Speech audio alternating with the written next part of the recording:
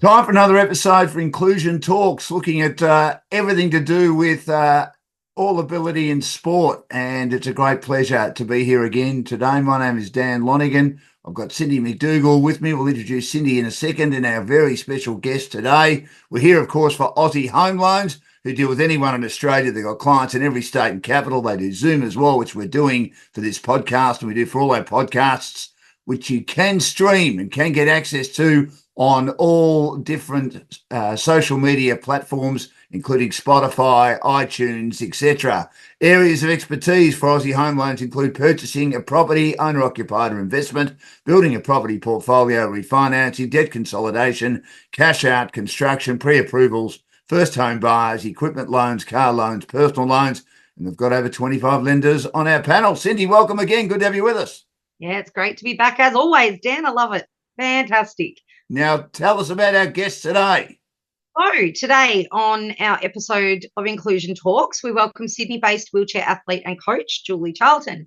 Julie is a multiple international Australian representative, having competed at the Birmingham Commonwealth Games, the 2024-2019 Oceania Championships, 2016 IWAS Junior Championships, which is the International Wheelchair and Amputee Sport Federation, and has achieved incredible medaling success in her events. Most recently, she did medal multiple times at the 2024 Oceania Games in Fiji. Julie continues to compete at the highest level, but has switched some of her focus to coaching and building the next generation of track and field talent. And in recognition of her incredible coaching ability, she was named the 2019 Sport New South Wales Youth Coach of the Year. Off the track, Julie is a human rights activist, public speaker, a proud volunteer, and also a trailblazer for building inclusion in parasport and equality and inclusion for people with a disability. She's currently studying a Bachelor of Sports Coaching and Management in the hope of using her learnings to support the growth of parasport and to become a coach to all levels, right up to international level. Today, we will learn about what drives her passion for sport, her journey to elite sport, and everything in between. Welcome, Julie. Thank you so much for having me. It's great to have you on. Now, you were born with spina bifida. That was a major impact for you hating sport as a young child. Can you explain to our listeners what it was that stood out for you about not being involved and what it was that made you feel different and maybe what changed that? So for me growing up, I actually was really lucky. I had a really strong sense of disability pride. I started working as a disability advocate when I was 7 years old. So I actually loved my disability and everything that it brought to me and the opportunities it provided me to share awareness with the world. However, it was the discrimination and the lack of inclusion in school sport that stopped me from being able to love sport at a young age. So my first school, from kindergarten to year 3, all they would let me do was play catch with an aid. So if anyone wants to play catch, I'm an expert at it. But that's not what I wanted to do. I wanted to go play, footy with my friends or play basketball or, just at least join in with my school friends. But that wasn't an option for me in those early years because the teachers didn't know anything about inclusive sport or even just inclusive measures to make sport inclusive. And so I changed schools and I went to the American International School, which used to be, in the heart of Western Sydney, and it was fantastic. And my PE teacher there, Mr. Butcher, he did his degree over in England. And they do so much more inclusive education training over there for their teachers than they will ever do here. And he sat me down the age of 7. He's just like, so you've never done sport? I'm like, nope. He's like, well, I'm going to change that. And so he handed me my first shot put 15 minutes before my first ever competition, taught me how to use it, and I won my first ever first place ribbon. And from that day, I haven't looked back. I honestly fell in love with the sport, but more importantly, it was somebody taking the time to sit down, actually use their inclusive education knowledge to change my life in, Remove the barrier. Yeah, remove the barrier to actually change my life and make sport inclusive for me. I never thought that this was going to be a path for me. I never thought I would be, representing Australia in sport. I thought I was going to become a drama teacher. I thought I was going to be in theatre because that's where my parents met. But this is something that has completely changed my life, and I wouldn't change it for the world. And it's definitely thanks to Mr. Butcher. Unfortunately, that school closed down, and I had to move schools again. And I faced again a lot more discrimination in sport with school teachers. But again, I got another PE teacher from England named Mr. Muir, and yeah, he continued that journey for me as a young kid, all the way until year 12. So you've been both a track and field athlete.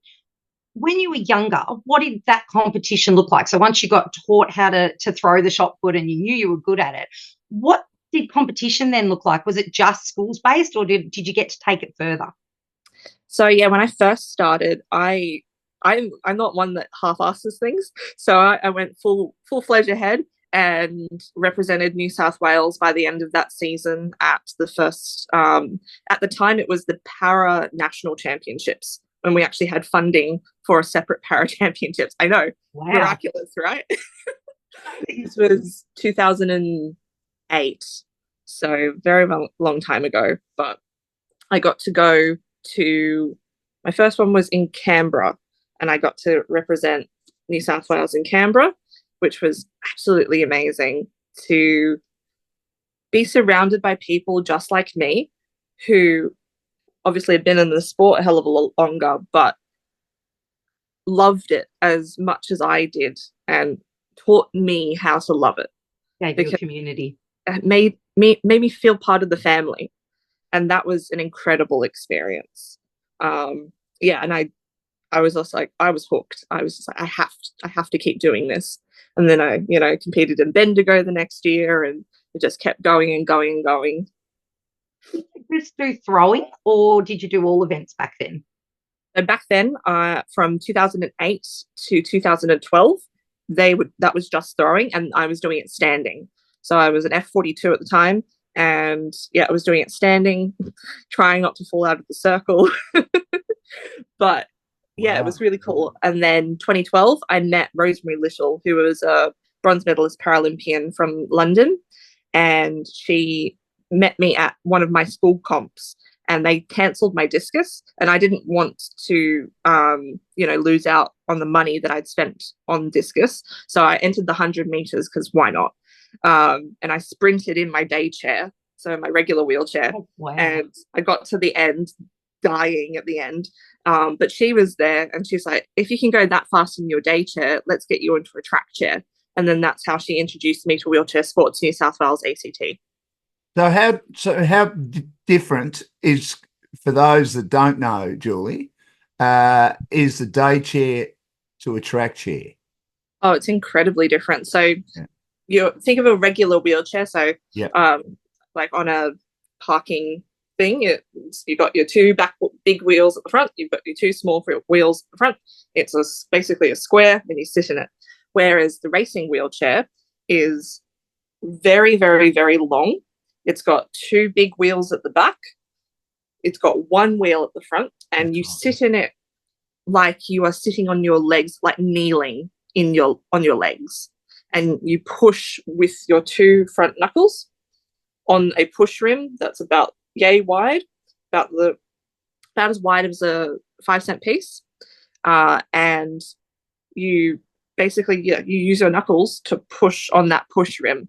And it's big sweeping motions of your arm, and it's fully just using that momentum of your upper body to push it. Whereas a day chair or a regular wheelchair, you're kind of just using a normal pushing motion that propels the wheelchair. Did it take you long to adjust to the racing chair? About a year, I would say, before I got fully comfortable. They did push me into doing some pretty big races in my first year, like the Ausday 10K. But that was an incredible experience. I really loved doing the Oz Day 10K, but yeah, it took me about a year to feel truly comfortable and able to be free in the chair, because especially when you're doing road races, it's scary to get up to like 30, 40 kilometers an hour when the only protection you have is a helmet. So yeah, it took a while, but it was good. Do you still do wheelchair racing, or are you focused on throws now? Yeah, so I'm focusing on throws now. Unfortunately, in 2019, I was helping set up the throwing chair for one of my athletes, and I smashed my finger with a hammer. And so I couldn't bend this finger for quite some time, and I've still got a scar there. And then the pandemic hit, and I was like, oh, okay, I guess I'm taking a break. But I'd started taking a little bit of a break before that, because I just got onto the team for Oceanias in 2019. And I didn't want to get injured, and I only got in for throws. So I was like, okay, let's focus just on throwing for a little bit. And then the pandemic hit, and I'm like, okay, I guess I have an excuse to back away. But I still love it. I do want to go back recreationally, but throwing is where my passion is. When did you realise that you might be really, really good at the throwing events? I haven't realised that yet, Cindy. That is awesome, because that means there is more and better things to come. Exactly. I think a better way is like, when did I realize I loved it? Yep. Was when I was able to be part of a schooling sport community. So I was able to compete alongside my friends. I was able to actually join in at school carnivals rather than just being the water girl, or the point keeper, or I don't know, handing out the medals at the end. The menial jobs. Yeah, the menial jobs that, yes, are fun to be a part of, but I wanted to be an athlete. I wanted to be like everybody else in that way. So yeah, it was definitely when I was able to, especially when in the longer distance races, hop in my racing wheelchair and then lap my friends, because they would just be jogging the 1500, and I'm like, okay, bye. So I must admit, that's my favourite part of watching the wheelchair racing, when you're at what we call shield level down here, and you're sitting there watching the races with the race, like your race wheelchairs with your able-bodied runners, and they just lap them, and you can see it on the faces of some of them that they absolutely hate it, but I absolutely love it. They're just like, shoot, and they speed up a little bit, and so then we chase them. Yeah, I love it. On your throwing chair, you mentioned how you got the injuries setting them up. Can you give our listeners a bit of an idea on how a seated throws event works? Because for people who haven't seen one before, both the way the event works and the manner in which you actually throw the implement and the way that you're attached to your chair is quite different, and it's very different to able-bodied or even your ambulant disability throws. Could you explain sort of the equipment, and if it's specialised, and how it's set up? Yeah, absolutely. So with seated throws, the very technical thing is that it looks like a stool, so a square stool, and the minimum width is 30 centimeters, and the maximum height is 75 centimeters. So think of a square stool. It can basically be as big as you want, but has to be minimum 30 centimeters wide. It has hooks on each corner that are where you attach your tie-down straps. And in a professional competition, you place the chair onto a either metal plate that has holes all around the perimeter, or if you've got a proper setup in a shot put circle or a discus circle, they'll have eyelets screwed into the actual circle itself. So you place the chair in the middle, or whatever position that the athlete wants it to be in, depending on their seating style and their throwing style. Place the chair down and then use ratchet straps, hook those onto the hooks on the chair, and then the other end into the holes of either the plate or the throwing circle. Tie that down, so ratchet it down, and so the chair is secure, so it can't go anywhere. Then the athlete hops onto the chair, and then they have either between 3 to 4 minutes to tie themselves down. Depending on the disability, they can get help, but my disability, I can't get any help from anybody to tie myself down. So I have to strap my legs down, I have to strap my hips down, and then I just make sure that I am completely stable. My favorite rule in the rule book is my ischial tuberosity may not leave the seat at any point. So it just means your butt bone can't lift. So yeah, I really do make sure that my hips are tied down to the seat. And then you throw. Well, why can't you get assistance? Why do you have to do it yourself, Julie?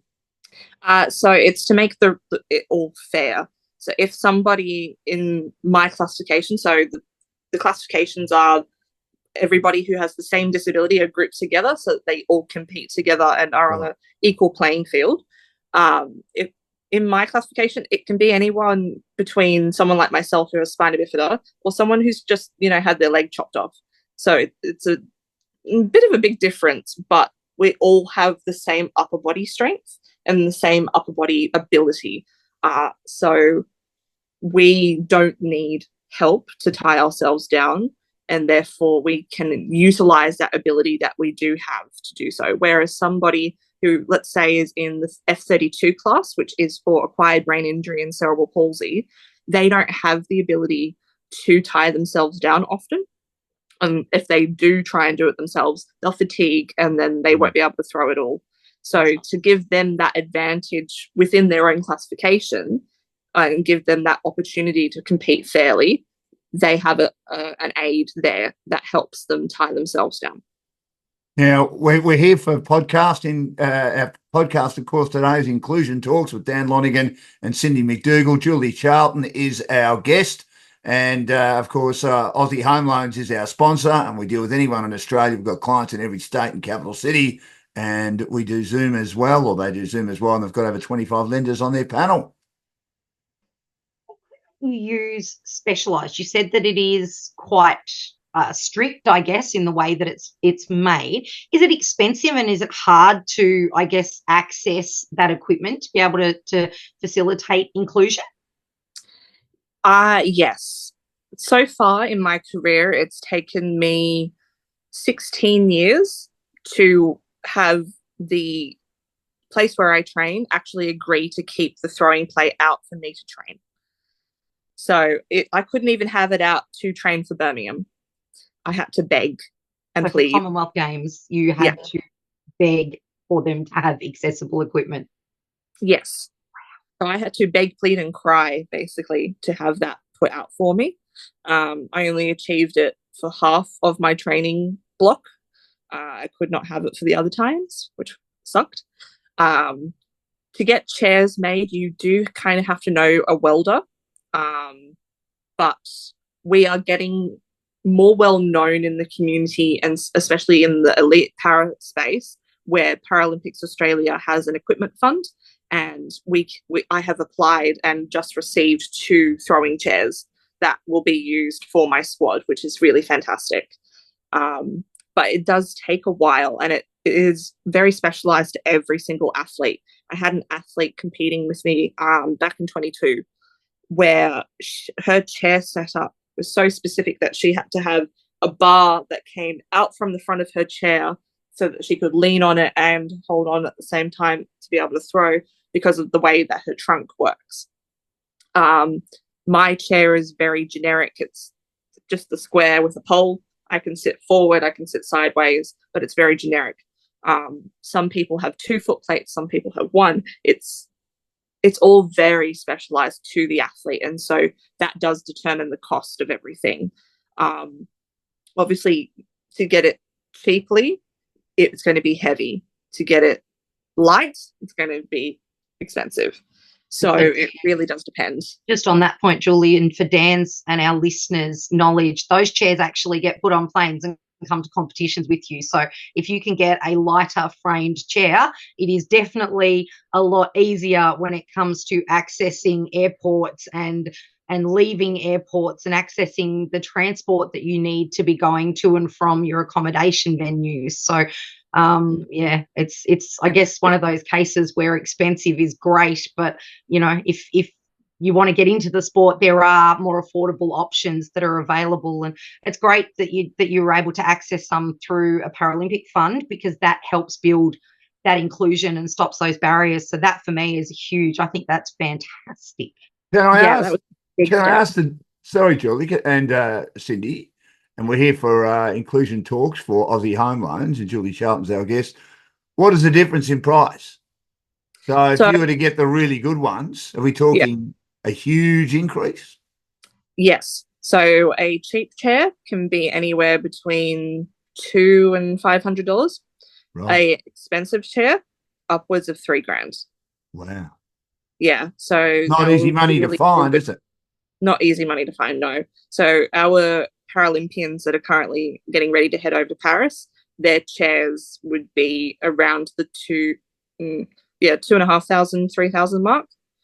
Especially one of the athletes, one of my good friends, Dana, her chair packs down into a suitcase. And so it's very, very light, but also very, very technical. And that was quite expensive for everyone to come together to try and make. There's money to be made, isn't there, Cindy and Julie? If you are a decent welder, I'm sure there are a lot of decent welders out there. There might even be some now that might just concentrate on making sports wheelchairs for Paralympic athletes. That would be lovely if they would. Dana, as you're all aware, and Julie's pretty well aware, is a very close family friend of ours. And she's been very blessed that her coach, Gordon, actually went into making the chairs. And I think she gets to be a bit of a guinea pig on all of the new designs and the new ways of doing things, which is just incredible because it's giving those opportunities to see how things work and how they can be better. And Dana, look, at this stage, will be on the podcast a couple of weeks after she comes back from Paris. She was going to be on a couple of weeks ago, but with being named on the squad, it got pushed back a little bit, and she's well and truly into her preparations. Now, on your front, Julie, you're a multiple state record holder. You were internationally ranked, and you still currently hold 9 Australian records in your classifications. I think they are for shot put, discus, and jab. Can you tell our listeners why there are different classification numbers next to those events? So in your case, you've got 2 or 3 different ones. What's your classification and what are those different numbers? Yeah, so classifications are the little categories that Paralympic sport has created so that people compete against those who have similar or same abilities as them.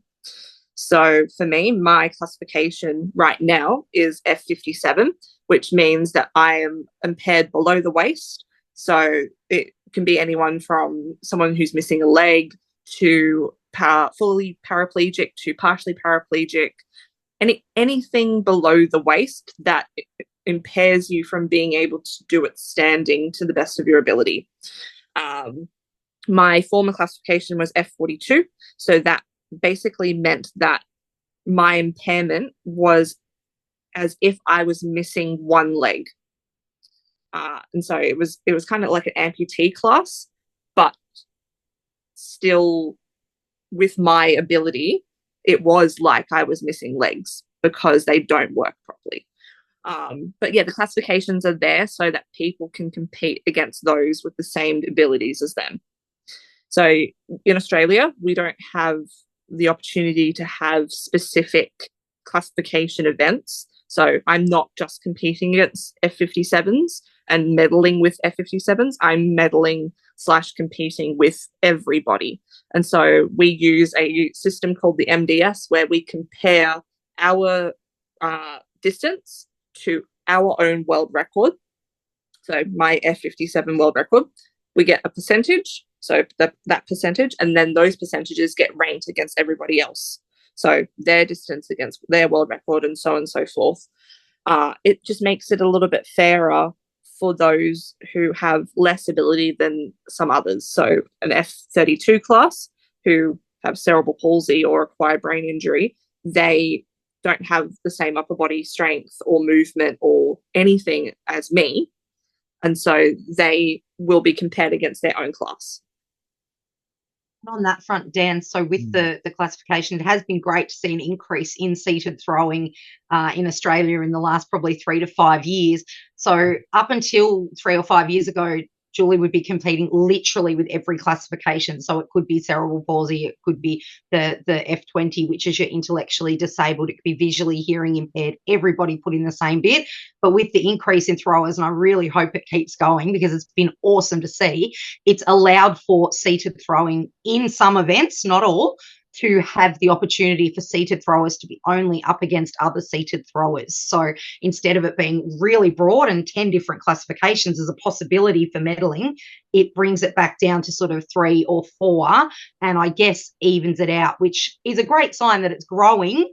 But yeah, it'd be lovely to be able to see that at all events, not just where there is enough participation to warrant them calling it a separate event, I guess. This is Inclusion Talks, our podcast looking at all ability sport. Julie Charlton is our guest. Cindy McDougall and Dan Lonigan are hosting it for Aussie Home Loans. Their areas of expertise include first home buyers, equipment loans, car loans, and also personal loans. A question to you both about the different categories. Does it indicate that the sport and Paralympics as a whole is developing and increasing dramatically, that we are getting new categories and we are getting more categories and we are giving more athletes with disabilities an opportunity to fulfill their dream? Absolutely. We recently gained some more classifications for those with Down syndrome, which is fantastic to see, because they beforehand had their own games, and that's great. But I want to see even more inclusion. I want everybody to have the opportunity to be part of this community and be able to compete alongside each other like we all deserve to. There are always new classifications popping up each season, which is nice to see, because that means that more effort and research and science is being put into parasport, so that these measures are being afforded from the highest of bodies. And I think from my point of view, as most of our listeners would be aware, and as Dan is definitely aware, I have children that have ASD, but not intellectual disability. I have a daughter who has ASD and intellectual disability, and it's starting to filter down even with the ASD. So having the Down syndrome, or the trisomy, having their own classification was awesome, because they were actually expected to be regarded as an intellectual disability. And there is a lot of differences between Down syndrome and intellectual disability. So it was, I guess, in most of our eyes, quite unfair for them to have to be put into that same classification and have their results based off a result that could be from someone that is basically able-bodied but has an intellectual disability, when some of the Down syndrome athletes that were competing were nowhere near what you would term an able-bodied athlete. So it is great to see that. And look, I know that athletics are, with Sports Inclusion Australia's support, growing what is, I guess, termed the II3 classification, which is the ASD classification, and Swimming Australia have brought it in already. They have what they term an S19 for athletes with autism. So it's great to see that, but I think there is also a push worldwide to see inclusion grow for all disabilities. And I think until there are opportunities, and you know, it's going to be quite hard to include everybody and have the capacity to include everybody, but I think it's really important that those opportunities are there, and that, as Julie said, the research and I guess the talk and the widespread awareness grows, that truly, to remove barriers, you need to be all inclusive, and all inclusive means having, I guess, the mindset to realize that other classifications are eventually going to be needed. That does it help too that Australia are so successful at Paralympics as well? They have a great record there. They win a lot of medals, that we are able to provide the opportunities to people with special needs, whether it be a disability that is physical, or a disability that you obviously can't see that is mental. But the fact that we can have the fact that we're having so much success, does it sort of help that we're able to cater for a large portion of these people with disabilities better than probably other countries at the moment, if you know what I mean? Yeah, it will eventually help, to be fair. We need to be able to start from the grassroots pathways in order for the new athletes in these new classifications to actually recognise. because unfortunately I have seen in the past where new classifications have popped up, but they're not recognised by sporting bodies because there is no Paralympic pathway for them. The current focus is that there has to be a Paralympic pathway for it to matter, and that's not right. There needs to be a focus on, if there is a classification, we create a pathway to something that they can do, whether it is their own games, which, you know, the trisomy class have their own games. So that should matter. The deaf and blind classifications have their own games in certain sports. That should matter. But it doesn't always have to be Paralympic focused. And that's where policy needs to change from an Australian point of view. That will create a more inclusive pathway and therefore atmosphere for everybody. We're here for Inclusion Talks, and we're talking about all ability sport, and we're with Julie Charlton, who of course is a Paralympian star. She's a coach now. Julie, Cindy mentioned you are an activist as well. Do you see yourself as maybe down the track having a role as an administrator in the Paralympic space? Absolutely. That's been a dream of mine. I have always wanted to, well, when I first started, I was like always wanting to work for like the World Paralympic Committee or for Athletics Australia, or somebody who had the opportunity to make decisions, because my advocacy brain would turn on every single time something would happen and be like, well, if I was in the seat of decision making, I would do this or I would do that. And so, yes, I would love to have the opportunity to be a part of the sport section that actually makes decisions.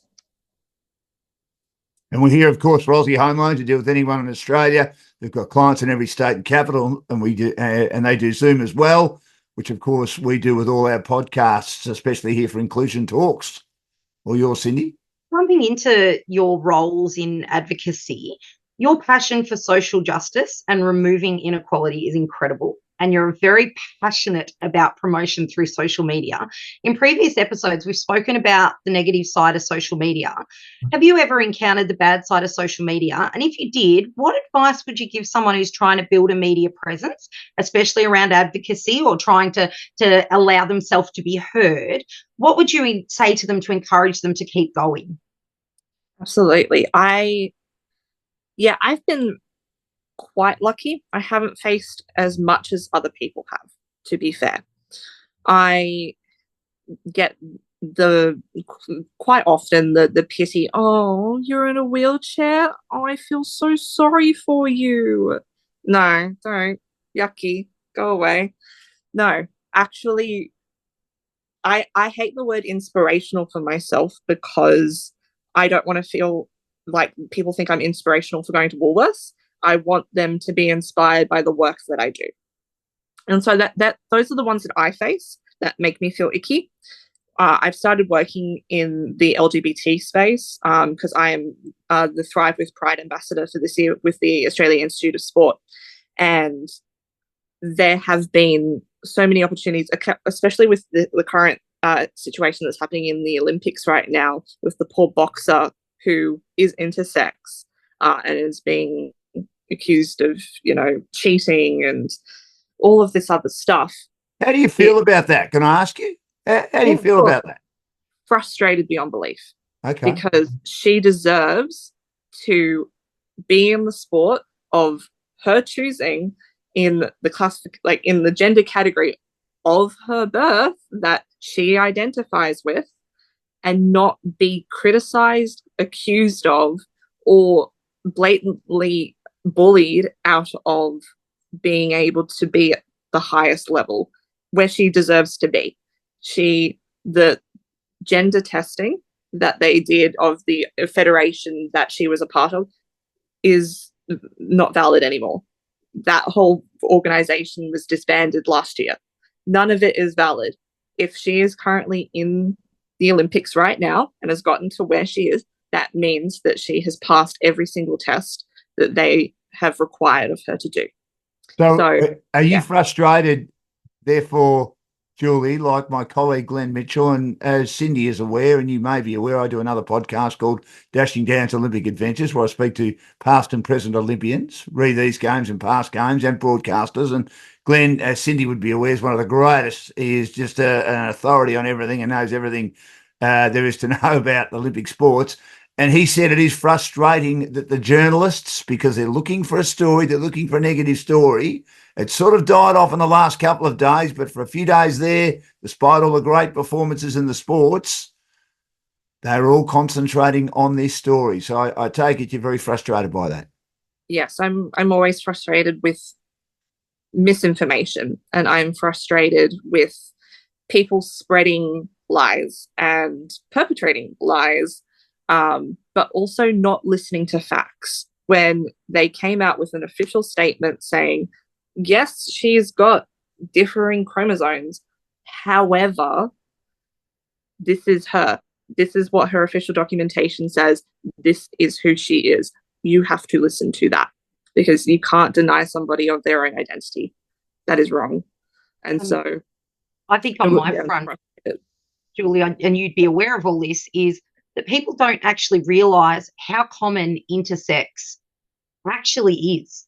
That you can have the genitalia of your birth, but that does not mean that your DNA is that. And you may never know that. Yeah. You may go through your entire life and not be aware of that.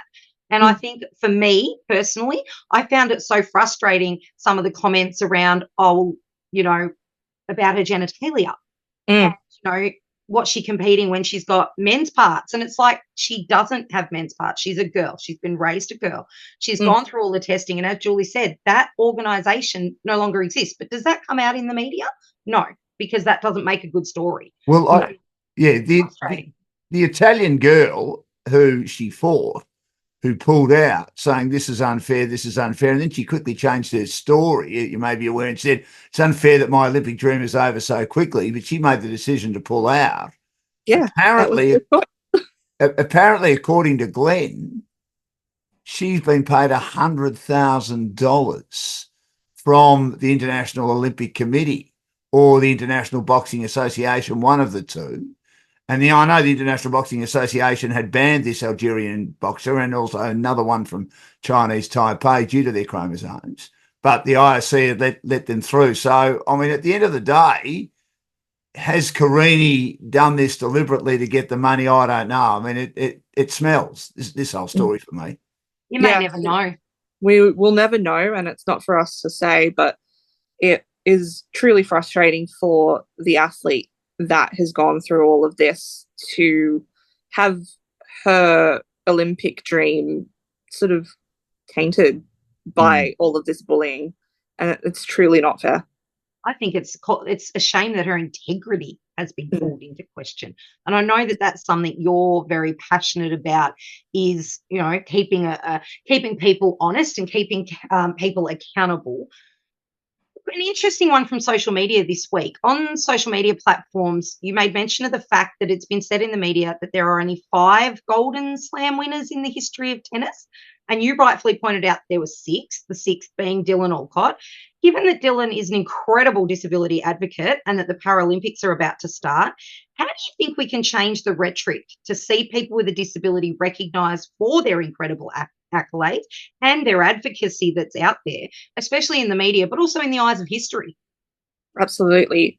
I think we need to reshape our language around para-athletics or para-sport in general. Yes, keep our terms like para-sport, para-athlete, but we also have to recognise that we are athletes. We compete in all of the same competitions. We get the same awards. Like Dylan, for example, he competed at that able-bodied Grand Slam. He needs to be recognised in the Grand Slam list, along with all of those amazing able-bodied athletes that were in that list. Yet the media does not see that as valid. That's why they forgot to mention him.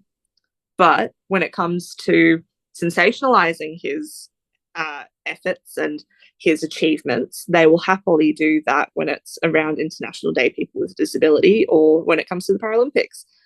So we need more representation out there and actually have para athletes at these kinds of events. So we basically need our demonstration events back at the Olympics, like we had at the 2000 Olympics, where Louise Savage won 2 gold Olympic medals. And she's one of the only Paralympians who have a Olympic gold medal. We need that kind of recognition for people to start understanding, oh, right, a Paralympian can be an Olympian too, or a wheelchair tennis player can be a Grand Slam winner. We kind of need to take baby steps in showing society that here are your parallels between the two, and they're very much the same. We're all athletes and we all deserve to be recognized for the sport that we do. There's a great person, a great athlete at the moment, Jared Clifford, who has competed both able-bodied and para, and he is one of those ones who are very proactive about making it visible that just because you're competing Paralympics doesn't mean that you can't also compete able-bodied. And he's kicked it up very much close to a lot of the able-bodieds and has brought a lot of awareness to it. And I think a lot of the key is to have Paralympic athletes and para athletes be visible and be vocal and tell their stories. And that's part of the reason why we've built the podcast, is to get those stories out there, because I think especially around Olympic and Paralympic time, it is a great time to build that awareness of what is available and what is out there and what is possible for athletes, not putting them in any category, just athletes. Getting on to volunteering, because I really want to touch on that. You're an active volunteer in sport and everyday life. Can you tell us why you think it's important for people with a disability to help to support great causes or to get out and officiate and volunteer? Is it the same as what you've suggested there, to get that awareness out there that it's possible? Can you tell our listeners also about some of the roles that you're involved in volunteering? Yeah, absolutely. It's incredibly important to have folks with disabilities out in volunteer roles, especially within community, because it will actually show what parts of society are accessible to us to be able to volunteer. And it creates awareness to those organizations that they need to make their volunteer organizations more accessible.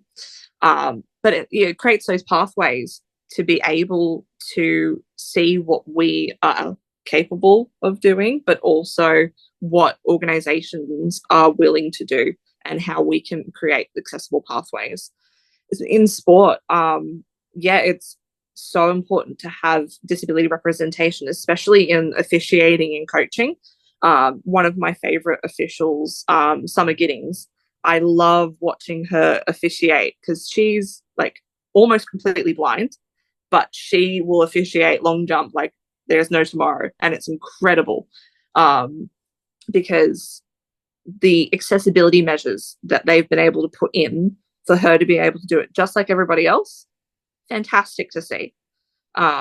Myself as a para coach, I'm one of the only ones in New South Wales who has a disability and coaches in throws, and I've had to pave my own way to make accessibility measures for myself and be able to coach to the best of my ability for my athletes. So a lot of coaching areas are on top of a grass hill behind a barrier.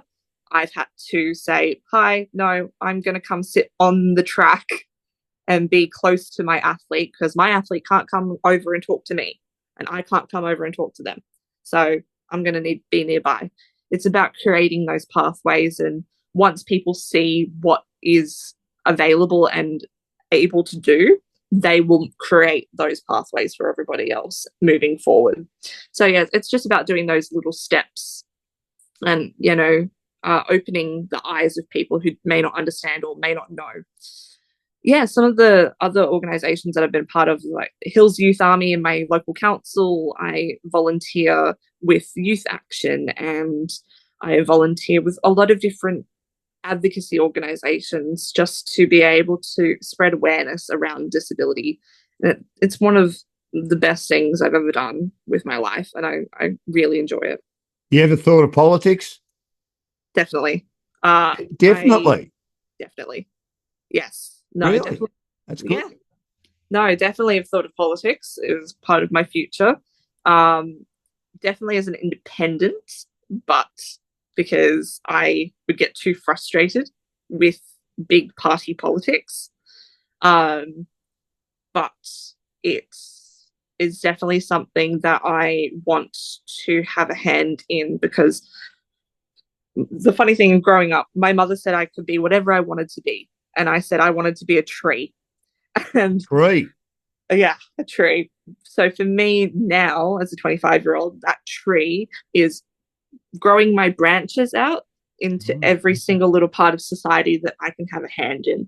So if that means going into politics and having my say, then that's what I would do. I've worked at the ABC. I've done work with SBS. I've coached. I'm starting to officiate. Like, I'm putting my branches out so that I can have my say and make a change in any way that I possibly can. Just if you were an independent politician, though, Julie, you wouldn't be able to have the influence or so-called influence that you could unless you were in a major party like Liberal or Labor, could you? Yeah. Well, I met Alex Greenwich yesterday at the protest, and he is one of the most influential politicians in New South Wales for inclusion in our state. He is the one that champions the Equality Bill. He's the one that's currently championing our Building Better Homes project with the Physical Disability Council of New South Wales.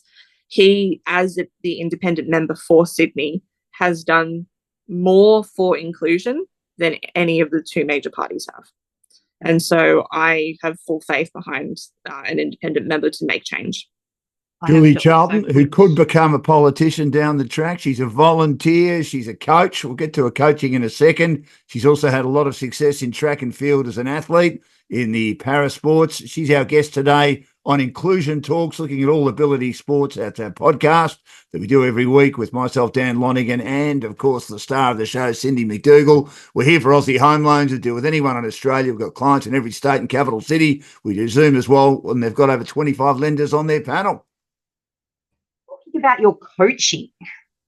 So when did you begin training, and when you began training and competing, did you ever see yourself as a coach? What did that training squad look like when you first started?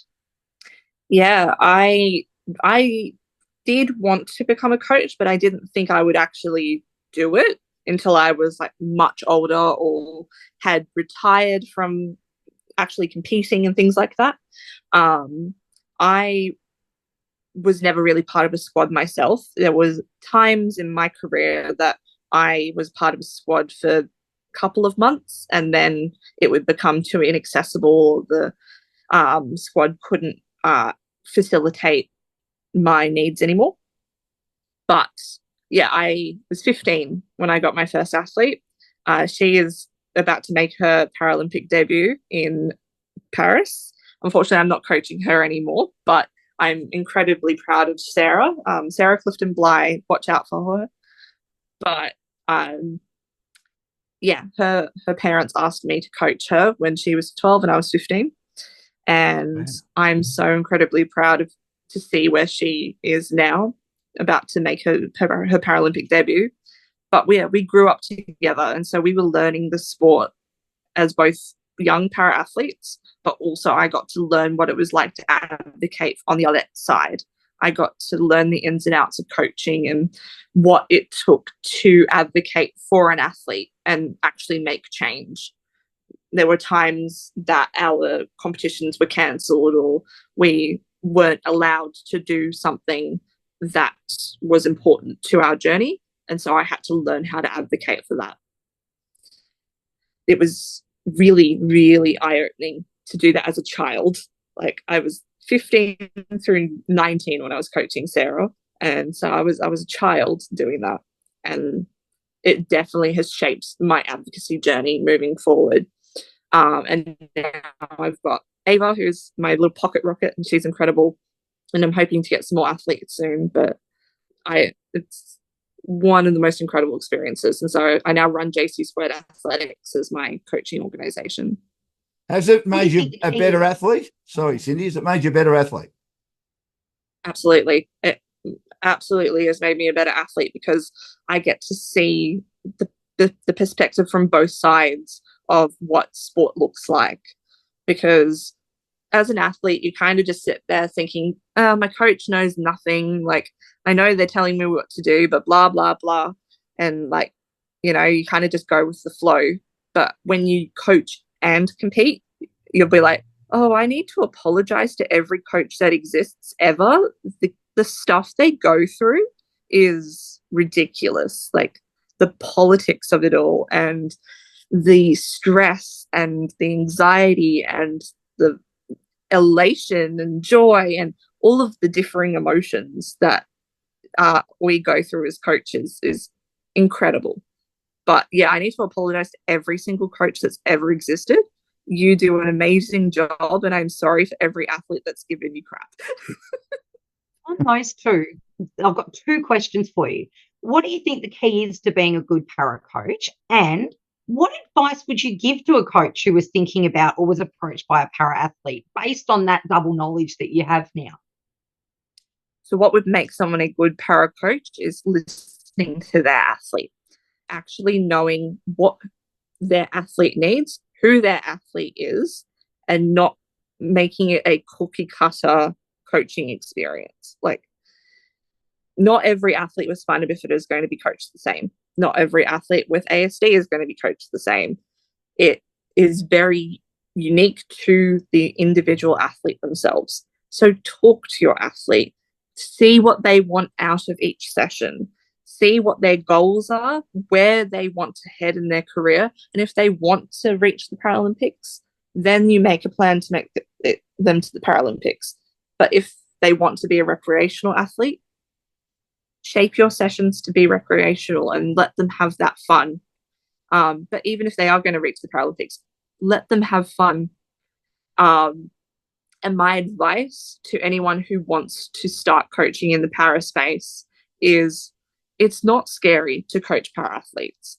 It just takes a little bit more time to do the research into the individual needs and specifications and rules. There is an entire IPC handbook for that. So read that and then talk to your athletes because they are the ones that are going to know the best about their own experience with their disability and their sport.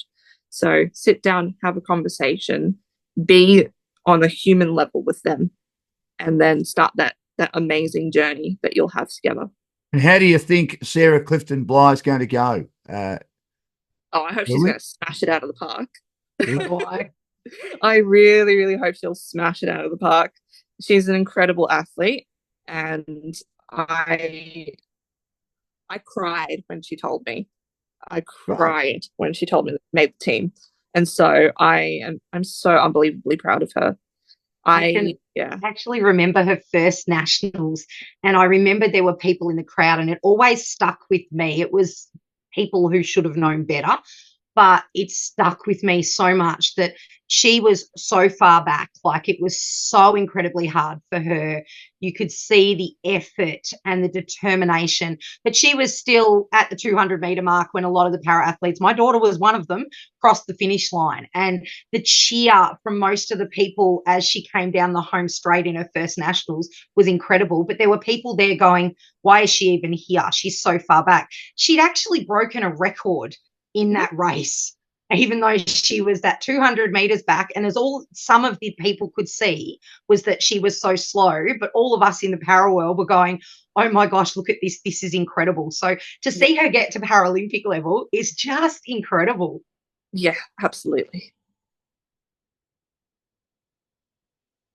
You've seen parasport change since COVID. Do you think it is growing, and what do you think is needed to help it grow?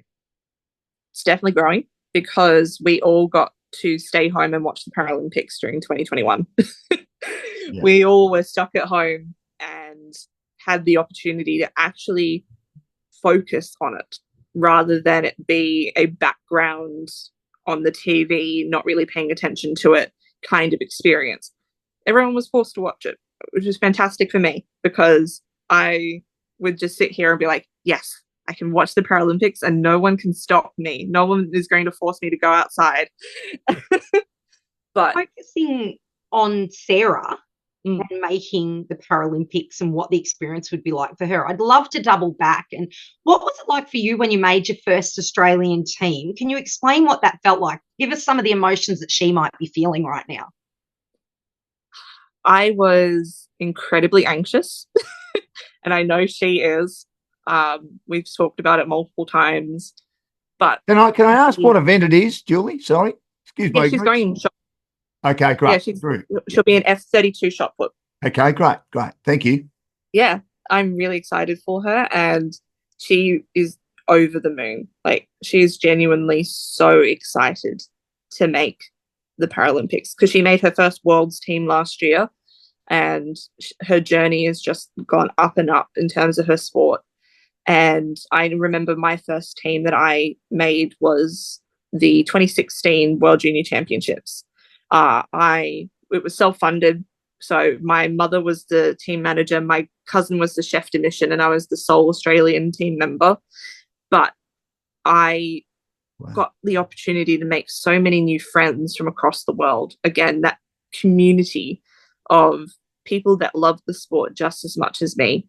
And Sarah will have that same experience at the Paralympics, and we had the same experience together in Birmingham at the Commonwealth Games, where we had a community around us of people who love sport and are all there for the common purpose of loving sport. And I can't wait to watch her. I will, no matter how early in the morning it is. I have no idea when she's competing, but I will wake up and I will watch it the entire way through. Don't care if it's 3 o'clock in the morning. I will do it. 8-hour time difference, Julie. I think we're starting to work that out with the Olympic Games. Cool. This is Inclusion Talks podcast. Julie Charlton is our guest. She's a Paralympian performer when it comes to athletics in track and field, particularly in the field events nowadays. She's a coach. She's a volunteer. She's an activist, and she might become a politician one day. And we're here for Aussie Home Loans. They've got over 25 lenders on their panel. So, Julie, and also Cindy, I wouldn't mind your view on this. The fact that ABC, and as you may be aware, I worked for the ABC for a long time in radio, but TV did a lot of the Paralympics. They covered the Paralympics after the Olympic Games ended. How much has that helped Paralympics, do you think? Yeah. Tremendously. When I worked for the ABC as a sport intern, I was working under Amanda Shalala, and her wisdom, she's incredible. Great. Her wisdom and expertise in the para space is just, it can't be matched, honestly. And her advocacy within para media has made sure that the Paralympics, whenever it's shown on the ABC, is done to the highest quality, to the most respectful way, and it's not over sensationalized. So it's not cheering because someone's disabled. It's cheering because they've worked bloody hard to get to where they are, and they've worked their butt off for 10, 20 years to achieve whatever they're going to achieve. Like watching Madison Di Rosario get her first Paralympic gold medal at the last Paralympics. She's worked since she was 8 years old to get to where she is today, and that's incredible to watch. And so, yeah, the ABC has done an incredible job with making sure that everything is not only respectful, but done to the highest quality. And do you think, you've mentioned Dylan, do you think Ali Cole too, getting her start in television, and it's incredible, I think it's one of the worst shows on television, but I'm a celebrity, get me out of here, seems to get these people either back in the media spotlight or gives them an opportunity. And she was one of the best performers in the last series I hear. I didn't watch much of it, but she's working for Channel 9 and she'll work closely for them during the Paralympics. Do you think having great athletes who've had success in Paralympic sports, and in Dylan's case, wheelchair tennis, is also helping the profile of Paralympics and parasports and all-ability sport in general? Yeah, absolutely. I loved that Dylan and Ellie had the opportunity to commentate at the Olympics, because it sort of set up the mindset that, you know, able-bodied athletes and para-athletes are on an equal playing field when it comes to being able to talk about sport. And Ellie and Dylan got to be like, hey, watch the Paralympics, they're coming up, and sort of set it up already, which is fantastic. But I loved seeing people just like myself on TV during a event that's not necessarily for me, but it felt like it could be, because I could see myself being part of the media team or being part of, the admin team, because I could be there and because of my love of sport. I think it's definitely something that the ABC set in motion, if I put it that way, but that the mainstream media now are being really proactive about. And I think that is awesome. And I think it is going to open those pathways for what we're seeing now. And I think it is also going to build the profile of like to see, when you walk into Woolworths and when you are watching ads on TV and you see Paralympians there, that was not there 10 years ago. You just didn't see it. And I think making it visible, the amount of times I've been in the supermarket and there's been a little kid going, oh, that man's in a wheelchair and he's going to do basketball, just because it's in Woolworths. And the media coverage in the mainstream time slots, I think, is definitely helping to build a future where it is going to be a lot more normalized. It's horrible that we still have to think that way and hope for that, but it's great to see that it is growing. For you, Julie, I want to go back to your hopes and dreams. You've said you want to be a politician, but currently you're studying your Bachelor of Sports Coaching. Yep. What are your goals on that career path? And I always ask these questions. Where do you see yourself in 5 years' time? Yeah, so I started my Bachelor of Sports Coaching and Management right before the first lockdown. And so I got 3 weeks on campus before we went into lockdown.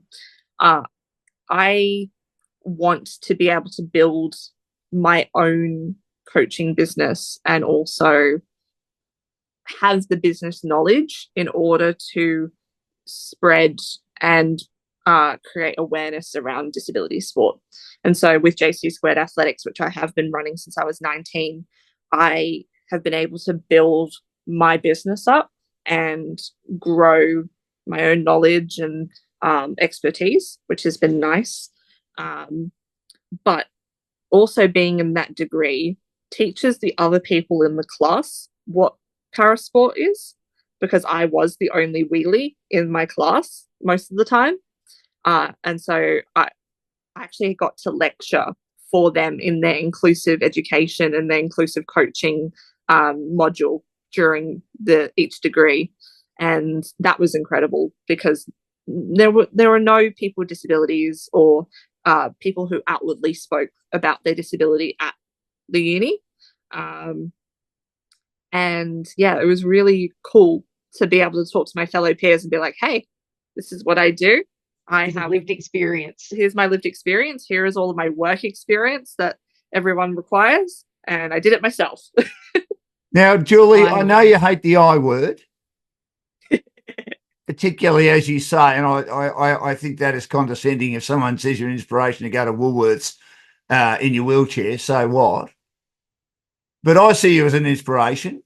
Take the trip to Woolworths out with all the other things you do, which are very important. Honestly, do you see yourself as an inspiration in regard to Paralympics, in regard to your advocacy, in regard to your volunteering and your other aspirations, your coaching, etc.? I don't think I would use the word inspirational. I would use a role model and a leader. Okay. Because that's what I want to be. I want to lead people towards an inclusive pathway. And I want to be a role model to kids just like I was in this space, to learn that it's not always doom and gloom. You're not always going to face barriers. And when you do face barriers, there are going to be people out there that will help you. There will be that Mr. Butcher, that Mr. Muir, your British PE teachers out there that will guide you towards a better path for you. Or there's going to be someone like myself who will be like, hey, I know how you're feeling. I've gone through the exact same stuff as you. Let's fix this together, because you're not alone. And that's what I wanted. Sorry, have you stayed in touch with them, Mr. Muir and Mr. Butcher? Yes, I still talk to Mr. Butcher. He didn't know the impact he had on me until I got into Com Games. I messaged him when I got accepted onto the team and wrote this massive post, and he found it about 2 days later because he's not very good with social media. Right. And he's just like, what? I didn't realize I had this much impact on you. I thought I was just helping. I'm like, this is how much you helped. And I'm still trying to get back in contact with Mr. Muir. He's had a couple of paternity leave things with his wife. But yeah, I love them both dearly, and what they have given me has changed my life forever. Excellent. If you could look back in 30 years' time, what would you hope your legacy was? Great question. I really hope that my legacy is that I have made life easier for folks with disabilities to live the life that they choose to live. I want people to be able to have control over their own lives and not have to live as though they have to depend on other people's timetables, other people's opinions on how they should live, on what politicians say that I have to do in order to be disabled enough to be Rules and regulations. Yeah. I'm not disabled enough to have the disability pension. Like, what? Yeah. I'm a wheelchair user, and yet I'm too able to have the disability pension. So I don't understand that. Why aren't you? What's the criteria? Or have I opened the biggest can of worms of all time here? Yeah, the biggest can of worms.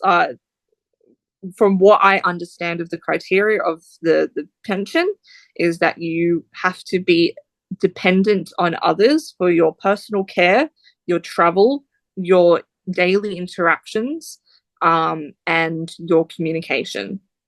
So because I can get to and from places on public transport, because I can communicate for myself, because I can partake in my own daily care, I'm not eligible. And they say I can work a full-time job. I haven't been able to yet. I've found it way too difficult, but something that I'm working on with my advocacy journey is it's changing systems, and that's a really important part of my journey is systems change. Just quickly, Dan, very last little bit. I have to say I'm so thrilled to see you in the media today after your advocacy yesterday of bringing to the attention of the Australian public that our Parliament House, which, as you told me earlier, has just undergone massive renovations, is actually not inclusive or disability friendly when it comes to certain sections of the building. Can you just give us a quick rundown? And I know we're coming close to the end of the podcast, but could you give us a quick rundown on that and what you hope to see change? This is the New South Wales Parliament, though, isn't it? This isn't national Parliament. I presume national Parliament would be okay in regard to access for people using wheelchairs, would it not? I'd be mortified if it wasn't. You can still only fit a certain amount of people into Australian Parliament, right. But New South Wales Parliament cannot facilitate more than 2 wheelchairs at one time when watching the question time. So we were protesting yesterday about housing discrimination and how New South Wales has not signed up to the silver standard for housing accessibility, which in very general terms means fixtures in the bathroom that could facilitate future handlebars. Doesn't mean you have to put them in now. It means a little bit wider hallways. It means a step-free entry. And it means a bathroom on the ground floor of any housing establishment. Very simple, small things that can be put into any new build. Yet New South Wales says it's too expensive. The cost of it is only $4,000 extra per home, which could be subsidised by the government if they wanted to.